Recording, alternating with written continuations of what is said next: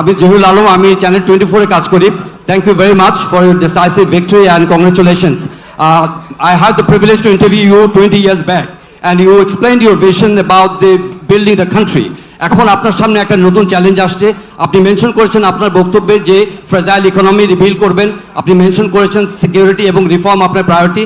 আমাকে যদি বলেন যে বিগত অথরিটেরিয়ান রুলে আমরা দেখেছি যে বাংলাদেশের অর্থনৈতিক সেক্টরটা কিভাবে লুটপাট হয়েছে, কিভাবে অলিগার্কি তৈরি হয়েছে। আপনার ইকোনমিক রিবিল্ডিং প্রসেসের মধ্যে এই যে ধনী শ্রেণী তৈরি করা হয়েছে, একটা অলিগার্কি শ্রেণী তৈরি করা হয়েছে, মানি লন্ডার করা হয়েছে, এ ব্যাপারে আপনি কি ধরনের পদক্ষেপ নেবেন যদি একটু সংক্ষেপে এক্সপ্লেইন করতেন। Thank you so much. আপনি যদি আমাদের ম্যানিফেস্টো বা ইশতেহার দেখেন, সেখানে এই প্রশ্নের উত্তরগুলো সম্পূর্ণ সুন্দরভাবে আপনি পাবেন।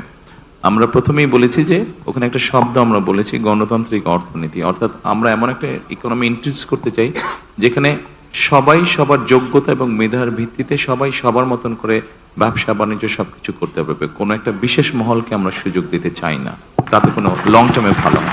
ধন্যবাদ।